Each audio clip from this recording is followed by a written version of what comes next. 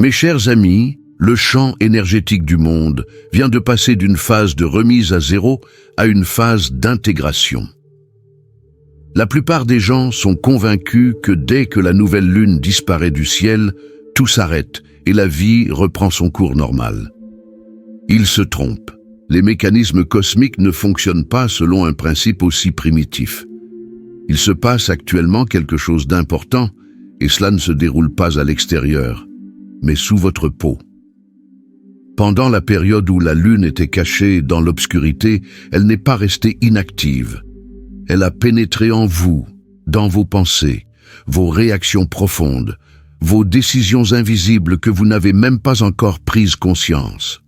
La nouvelle lune ne se contente pas de lancer un nouveau cycle dans le ciel, elle ouvre le coffre-fort de votre subconscient.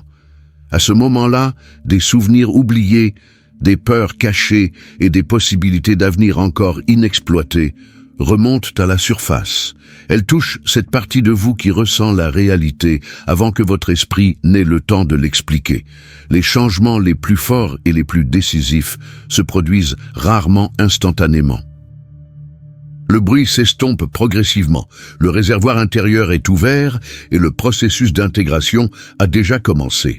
Alors que la plupart des gens considèrent la nouvelle lune comme un point final, un moment de désir et de transition instantanée vers autre chose, vous comprenez intuitivement qu'il s'agit seulement du moment où la graine est enfouie dans le sol sombre et silencieux du subconscient. Le vrai travail commence après. Ce n'est pas la partie du chemin dont on parle habituellement à voix haute. C'est une étape silencieuse et discrète où le système nerveux et le monde intérieur subissent un recalibrage divin. Ce processus peut sembler étrange, parfois inquiétant et inconfortable, car la véritable croissance ne s'accompagne jamais de fanfare. Elle modifie le tissu même de votre existence dans l'ombre. Au début de l'année 2026, vous traversez probablement 3 étapes subtiles, mais extrêmement puissantes. La première est un ralentissement énergétique. Vous pouvez ressentir une lourdeur, une apathie, une perte de motivation sans raison apparente. Ce qui vous inspirait auparavant perd temporairement de son éclat. Le bruit s'estompe progressivement, le réservoir intérieur est ouvert et le processus d'intégration a déjà commencé. Alors que la plupart des gens considèrent la nouvelle lune comme un point final, un moment de désir et de transition instantané vers autre chose, vous comprenez intuitivement qu'il s'agit seulement du moment où la graine est enfouie dans le sol sombre et silencieux du subconscient. Le vrai travail commence après. Ce n'est pas la partie du chemin dont on parle habituellement à voix haute.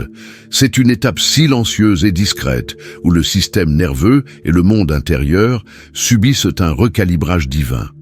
Ce processus peut sembler étrange, parfois inquiétant et inconfortable, car la véritable croissance ne s'accompagne jamais de fanfare. Elle modifie le tissu même de votre existence dans l'ombre. Au début de l'année 2026, vous traversez probablement 3 étapes subtiles mais extrêmement puissantes. La première est un ralentissement énergétique. Vous pouvez ressentir une lourdeur, une apathie, une perte de motivation sans raison apparente. Ce qui vous inspirait auparavant perd temporairement de son éclat. En réalité, votre système expire, libérant les anciennes tensions, les attachements émotionnels dépassés et les accords internes qui ne peuvent plus vous accompagner. Il est important de ne pas vous forcer à être productif et de ne pas faire semblant d'être positif, car cela ne fait qu'intensifier le conflit interne. La deuxième étape est la reprogrammation.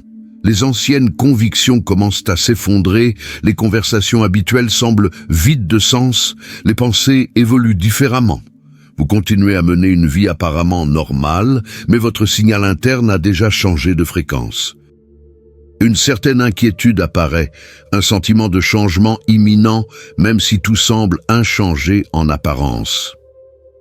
Troisième étape, le changement d'identité. Un jour, vous remarquez que vous réagissez différemment, que vous ne pouvez plus vous trouver dans certains environnements ou certaines relations, non pas à cause d'un conflit, mais parce que vos repères intérieurs ont changé. Cela peut être solitaire, mais c'est honnête. Le mois de janvier est difficile parce que vous vous trouvez entre deux archétypes, une partie de vous qui sait survivre et endurer et une partie qui est prête à être libre. Si vous êtes sensible, empathique ou si vous portez en vous depuis longtemps une conscience profonde, vous ressentez ce changement comme une variation de la pression atmosphérique. Vous n'êtes pas fragile, vous êtes un récepteur réglé. Cela ressemble à une mise à jour à grande échelle du système qui se produit alors que l'appareil est encore en activité. Des pannes, des surchauffes, des blocages sont possibles, mais il ne s'agit pas d'une défaillance, mais d'un processus de restructuration. La période du 20 au 26 janvier est l'une des plus sous-estimées de tout le cycle. Elle n'est pas dangereuse au sens habituel du terme, mais elle s'apparente à un puissant courant océanique. Si vous ne comprenez pas sa nature, elle peut vous emporter au mauvais endroit. L'énergie lunaire ne disparaît pas instantanément, elle se propage comme un écho, pénétrant lentement dans les couches profondes du psychisme et du corps. C'est pourquoi les réactions deviennent plus fortes que les événements eux-mêmes. À ce moment-là, une sorte d'inventaire spirituel a lieu. Les anciennes empreintes émotionnelles accumulées dans le corps remontent à la surface. Les technologies et les communications peuvent connaître des dysfonctionnements, reflétant un réajustement interne. Une fatigue apparaît, impossible à éliminer par le sommeil, car le corps traite d'énormes quantités d'informations émotionnelles. À un niveau plus profond, une séparation des lignes temporelles se produit. L'une mène à un passé familier, l'autre à un avenir inconnu mais authentique. Parfois, le destin ne nous guide pas à travers des signes clairs, mais à travers un poids intérieur qu'il est impossible d'ignorer. Pendant cette période, il est important de ne pas réagir de manière impulsive, mais de faire une pause, d'écouter et de laisser le processus se terminer. Les pensées peuvent ralentir, la mémoire peut faire des siennes, des fragments du passé remontent du fond de l'esprit et des émotions se manifestent sans raison apparente. Tout cela sont des signes d'un recalibrage interne. Même le corps parle ce langage. Pression dans la tête, tension dans la poitrine, sommeil instable, rêve symbolique, intense. Ce n'est pas le chaos. C'est une transition. Et si vous êtes capable d'en reconnaître l'essence, vous la traversez non pas dans la peur, mais dans la conscience. En vous réveillant, vous pouvez être surpris de constater que les moindres détails de votre rêve restent gravés dans votre mémoire, comme s'ils s'étaient accrochés à votre conscience, alors qu'ils auraient normalement disparu sans laisser de traces après quelques secondes. Certaines personnes ressentent alors des réactions physiques étranges, une sensation de froid dans une pièce chauffée ou au contraire une chaleur soudaine dans un endroit objectivement frais. Du point de vue de la perception spirituelle ou énergétique, cela n'a rien d'un hasard. Le corps est toujours le premier à percevoir les changements. Sa structure interne capte les transformations émotionnelles et mentales bien avant que l'esprit ne soit capable de les comprendre ou de les nommer. En fait, c'est le système nerveux qui s'adapte actuellement à de nouveaux rythmes plus élevés, qui apprend à vivre dans une vibration différente. Et avec cela apparaissent des signes qui ne cadrent pas avec les explications scientifiques strictes. Ce sont des signaux spirituels subtils, des chiffres qui se répètent sur les écrans des montres, les tickets de caisse, les numéros de voiture, apparaissant encore et encore, comme si la réalité essayait avec insistance d'attirer l'attention. L'intuition s'intensifie.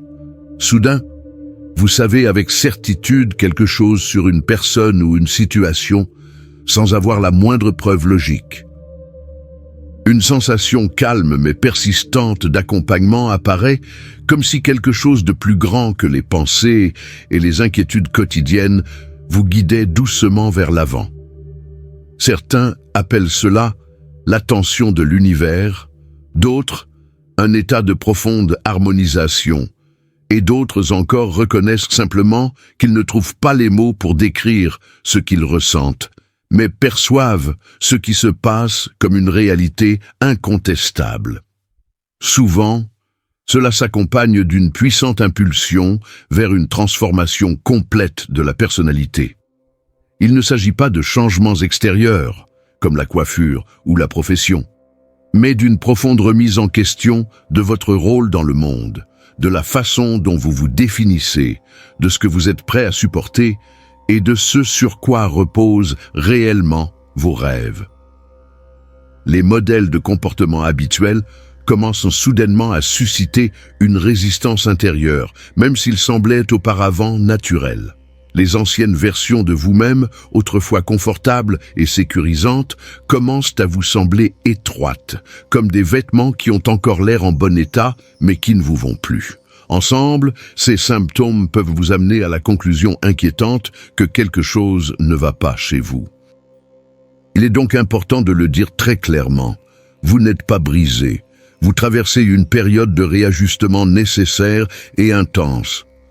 Tout comme une maison qui est plongée dans l'obscurité pendant la durée des travaux de rénovation de son système électrique, certains aspects de votre vie peuvent vous sembler étouffés, lourds ou instables, tandis que quelque chose de complètement nouveau se met en place sous la surface. Il ne s'agit pas d'une perte de soi, mais d'un rapprochement progressif vers une version plus complète et plus authentique qui est encore en train de se former. Le plus difficile dans ce processus est l'absence d'instruction. Il n'y a aucune notification indiquant que la mise à jour est en cours. Il n'y a qu'un étrange mélange de fatigue, de sensibilité exacerbée, de bouleversements émotionnels et de changements internes évidents. Si vous vous reconnaissez dans cette description, il est important de comprendre que vous n'êtes pas seul. Il y a beaucoup plus de personnes dans ce cas qu'il n'y paraît, mais beaucoup d'entre elles ne trouvent pas les mots pour décrire leur expérience. Elles parlent de stress, d'ennui ou de confusion, sans se rendre compte que derrière ces étiquettes superficielles se cache une profonde transformation de leur personnalité. Parfois, les changements les plus durables et les plus significatifs ne commencent pas par l'enthousiasme, mais par un malaise silencieux et persistant qui vous apprend progressivement à devenir ce que vous êtes appelé à être. La plupart des gens perçoivent le mot isolement comme quelque chose de négatif, solitude, rejet, faiblesse, comme si le repli sur soi signifiait automatiquement un échec dans la vie. Mais en période de changements émotionnels et énergétiques importants, la solitude n'est pas un échec, c'est une manifestation de l'esprit profond.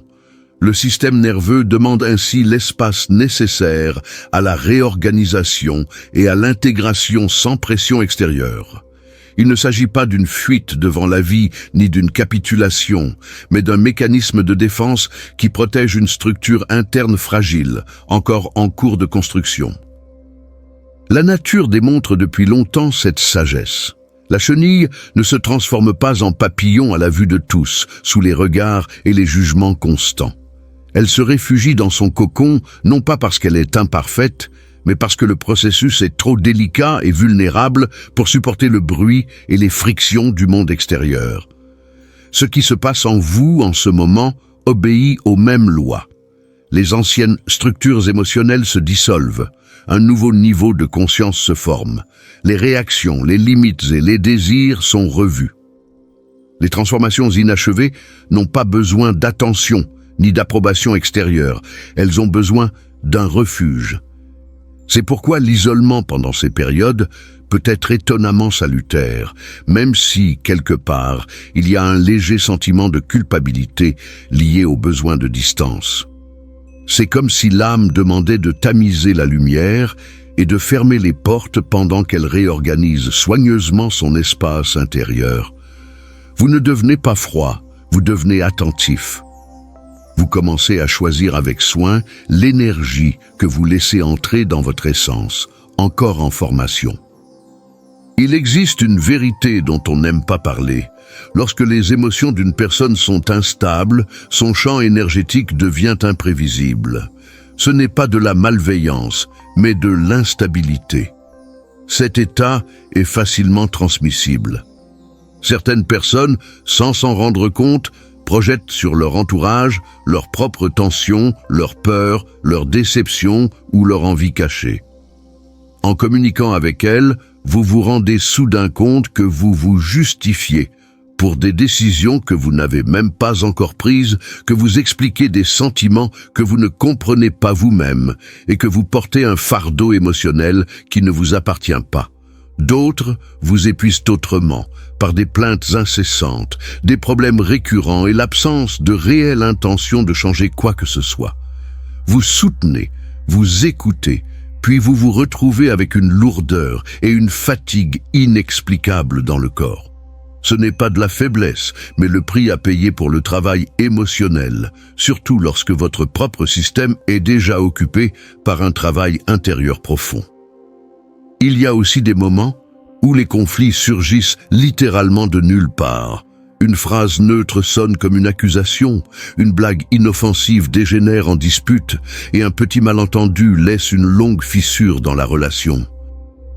Dans les périodes sensibles, les émotions s'intensifient, les mots blessent plus profondément que d'habitude et l'intonation devient plus importante que le sens.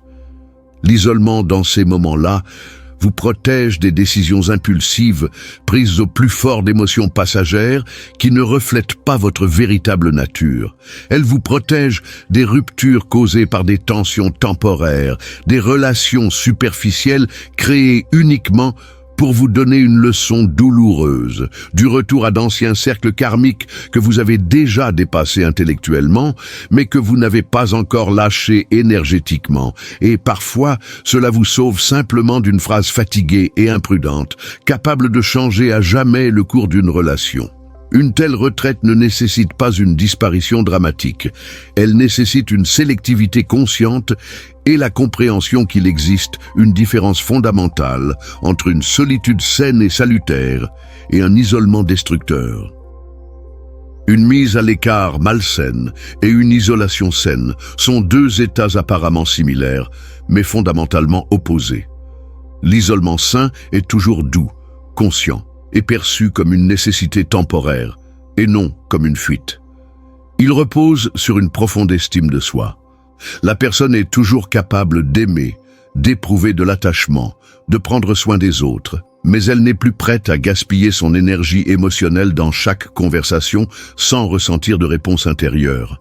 Dans cet état, le besoin de se justifier, d'expliquer en détail ses limites et d'ouvrir la porte à quiconque frappe simplement à la porte disparaît. Un isolement malsain naît de la honte, d'une peur profonde d'être rejeté, de la conviction d'être inutile ou brisé. Au contraire, l'isolement sain découle d'une connaissance intérieure sereine de sa propre valeur et d'une sensibilité accrue à soi-même. Ici, le silence n'est pas synonyme de solitude, mais d'un espace nécessaire dans lequel l'individu réapprend à écouter ses signaux émotionnels subtils au lieu d'être constamment submergé par le bruit des réactions et des attentes des autres. Cet espace est nécessaire pour comprendre d'abord ce que l'on ressent réellement, et ensuite seulement, si cela s'avère nécessaire, pour traduire ces sentiments en mots compréhensibles pour les autres. Dans ce contexte, le repos cesse d'être une forme d'évitement et devient une restauration profonde, l'acte le plus honnête de prise en charge de soi-même. Parfois, la protection semble très banale, comme une réduction consciente du temps passé sur les réseaux sociaux, car observer les vies filtrées des autres perturbe notre boussole intérieure, comme un refus poli des invitations sans longues explications, car notre énergie est limitée, et nous avons enfin commencé à la respecter, comme des conversations plus courtes et plus légères, non pas par discrétion, mais par attention portée vers l'intérieur, comme le choix du sommeil et du calme, plutôt que des discussions émotionnelles nocturnes et une stimulation excessive. Ces décisions modestes mais délibérées créent petit à petit un contour protecteur autour du système nerveux sensible. Et ce contour n'a rien à voir avec l'égoïsme. Il est vital, car pendant ces périodes, La personne porte en elle une version inachevée d'elle-même, qui apprend encore ses nouveaux désirs, détermine ce qu'elle n'est plus prête à supporter et forme une image de l'avenir qui correspond à sa vérité intérieure. Tout ce qui est inachevé est fragile. Les graines ne poussent pas plus vite parce qu'on les déterre tous les jours pour vérifier leur croissance.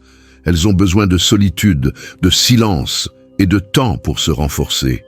Dans ce sens, l'isolement n'est pas une fermeture définitive du cœur, mais une fermeture temporaire de la porte, le temps que le cœur change de forme, et lorsque cette porte s'ouvrira à nouveau, les réactions seront plus lentes, les choix plus sages, les mots plus doux, et le fait de quitter des situations épuisantes ne nécessitera plus d'explication. Les changements les plus profonds s'annoncent rarement à grand bruit. Ils se produisent silencieusement, pendant que le monde pense que vous vous reposez simplement. Ce n'est pas un hasard si les anciens prêtres considéraient certaines périodes lunaires avec une prudence consciente, et la période du 20 au 26 janvier en fait partie. À cette période, il est plus sage d'avancer lentement que de faire des bonds audacieux.